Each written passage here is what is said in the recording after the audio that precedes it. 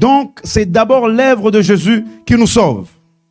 Ce n'est pas ce que nous faisons en premier. Ce que nous faisons, c'est vraiment une manière de dire, nous avons un Dieu qui nous a sauvés et pour lui, nous voulons vivre d'une certaine manière. Alléluia. La grâce ne dit pas que c'est une licence au péché. Comprendre que d'abord, le salut n'est pas l'œuvre de l'homme, c'est l'œuvre de Dieu. Alléluia. C'est l'œuvre de Dieu. C'est Dieu qui nous a sauvés. Nous ne nous sommes pas sauvés nous-mêmes. Nous n'étions même pas capables de nous sauver parce que nous étions dans la mort. Alléluia. La Bible dit que l'amour de Dieu s'est manifesté envers nous en sorte que quand nous étions encore morts dans nos péchés, Christ est mort pour nous. Donc, c'est d'abord l'œuvre de Jésus qui nous sauve. Ce n'est pas ce que nous faisons en premier. Ce que nous faisons, c'est vraiment une manière de dire, nous avons un Dieu qui nous a sauvés et pour lui, nous voulons vivre d'une certaine manière. Alléluia. La grâce ne dit pas que c'est une licence au péché. C'est ce que Paul nous enseigne dans le livre de Romains chapitre 6. Je vais voir avec vous ça. Romains chapitre 6 pour commencer.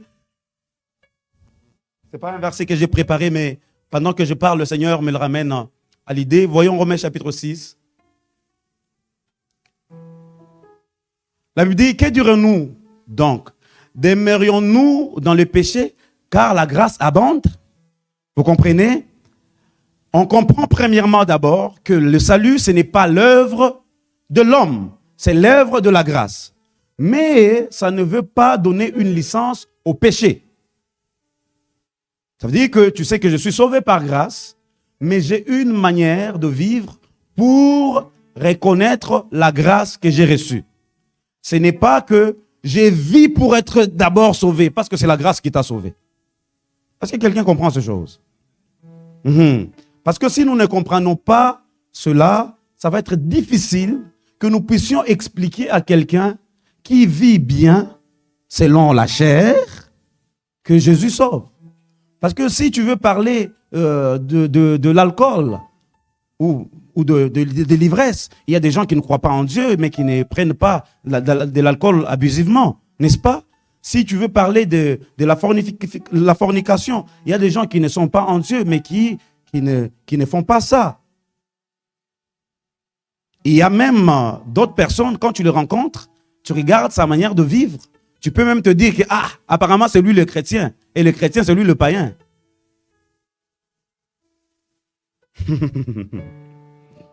Mais qu'est-ce que nous voulons dire? Celui qui semble être le chrétien, mais qui est païen, va aller en enfer. Pourquoi il va en enfer? Parce que la justice de l'homme n'est pas suffisante pour le sauver. La justice de l'homme n'est pas suffisante pour sauver l'homme. Est-ce qu'il y a quelqu'un qui comprend ces choses? Oui. C'est pour ça que les gens ne vont pas en enfer parce qu'ils sont d'abord mauvais. Les gens vont en enfer parce qu'ils ont refusé le don de Dieu de la vie. Parce qu'en réalité, il n'y a aucun homme qui peut vivre selon le standard de Dieu.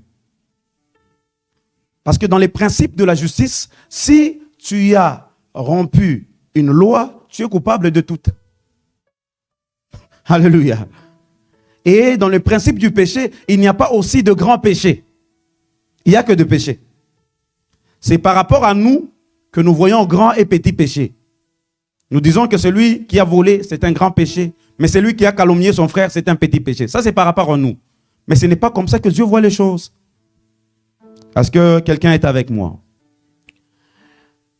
Donc, comme vous le voyez avec moi, la grâce n'est pas une licence au péché. Le verset 2 dit, loin de là, nous qui sommes morts au péché, comment vivrions-nous encore dans les péchés?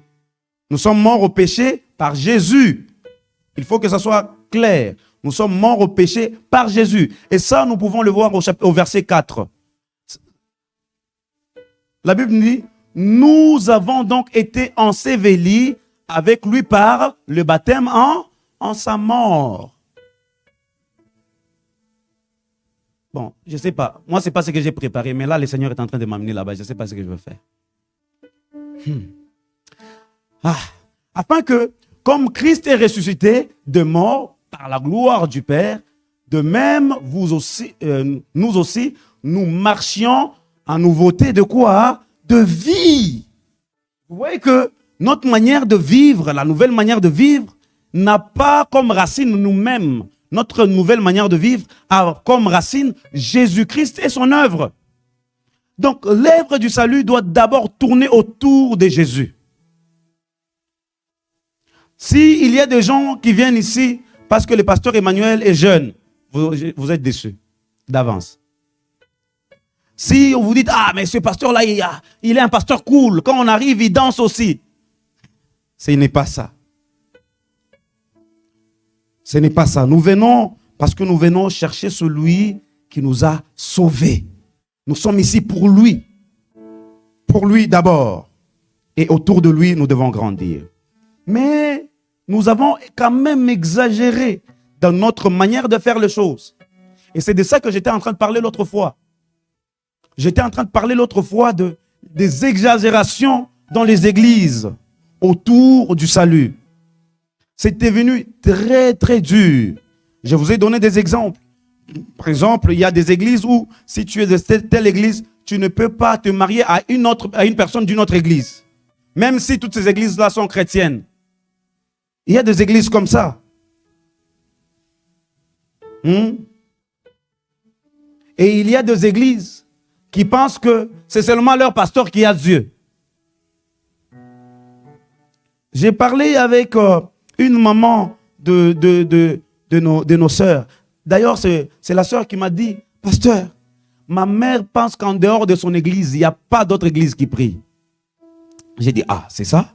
Donc, quand j'ai appelé la maman pour discuter, mais je me suis rendu compte que c'était vrai. C'était vrai pour elle. À part son pasteur, à part son église, peu importe que tu sois chrétien ou pas, c'est son église. Moi, je veux dire ici que Boanerges n'est pas la seule église qui adore Dieu ici à Sherbrooke. Amen. Nous venons aussi donner notre pierre à l'édifice. Mais il y a beaucoup de gens qui servent Dieu autour de nous. Un jour, on vient dire à Jésus, il y a un monsieur qui n'est pas avec nous ici, mais qui fait aussi les choses que nous faisons. Vous voyez ce que les disciples voulaient dire à Jésus? Mais lui, il n'est pas dans ces groupes. Comment est-ce qu'il peut commencer à faire ce que nous faisons? Jésus dit ceci. Celui qui n'est pas contre nous est avec nous. S'il ne prêche pas contre nous, c'est quoi le problème avec vous? Hein? Pourquoi vous vous appropriez Jésus? Il est mort pour tout le monde? Amen. N'est-ce pas? Il y a des églises aussi qui disent qu'il ne faut pas danser. Et aujourd'hui, je vais voir avec vous quelque chose. D'abord, il faut comprendre que les dimanches passés, Valérie Moïse nous a parlé du fils prodigue. Quand le fils prodigue est revenu à la maison, qu'est-ce qu'il y avait? Il y avait la fête. Mais dites, vous avez bien lu les versets? Il y avait aussi la danse. Parce que le fils est revenu à... Maintenant là, à la maison, on danse. Toi, tu viens nous refuser de danser. Pourquoi? Laisse-nous danser pour Dieu. Oh. Alléluia. Lisons Psaume 150. Lisons Psaume 150. Et je veux vraiment que l'Église, nous arrivions à étendre notre manière de voir les choses. Ne vivons pas dans les coutumes et les cultures. Vivons selon la parole de Dieu. Le psaume 150 nous parle de la louange. Mais je veux lire avec vous ce chapitre très lentement. Nous allons voir certaines choses ensemble. La Bible dit, louez l'Éternel, louez Dieu dans son sanctuaire, louez-le dans l'étendue où éclate sa puissance. Ici, est-ce que vous pouvez voir ce qu'on veut dire? On veut parler de quoi? De la louange et de l'espace.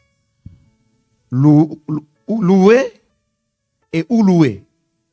Comme ici, là, il faut le louer.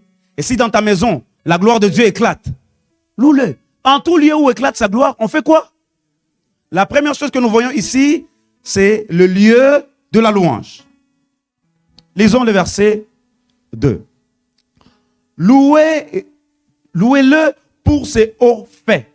Louez-le selon l'immensité de sa grandeur. Qu'est-ce que vous voyez dans ces deuxièmes versets?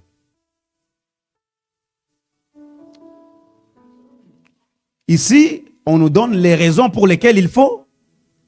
Le premier verset nous donne le lieu.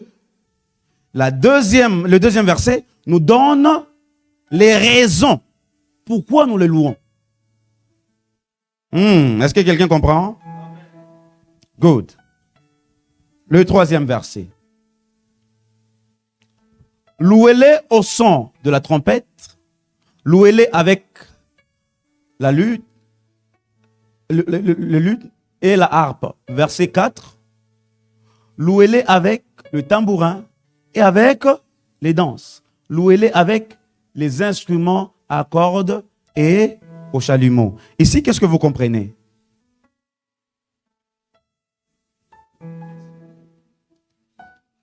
Comment le louer? La première partie, c'était le lieu de la louange. La deuxième partie, les raisons de la louange. La troisième partie, comment le louer? Est-ce que nous voyons ces choses? C'est Dieu qui dit comment il faut le louer. Ce n'est pas toi qui vas ajouter. Maintenant, le pasteur qui a dit que quand on joue à la batterie, ça semble être païen, ça semble être du karaoké. Il a tiré lui ça où?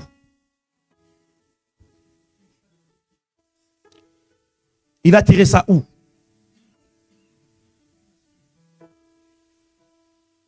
Ben, moi j'ai entendu ça. Et puis, c'était dans une église, c'est sur Internet, vous pouvez aller voir. On posait les questions au pasteur, il répondait.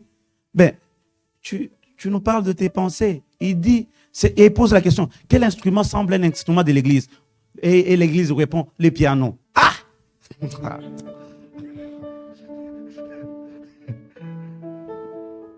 Que Dieu nous sauve de ces choses. Que Dieu nous sauve de coutumes.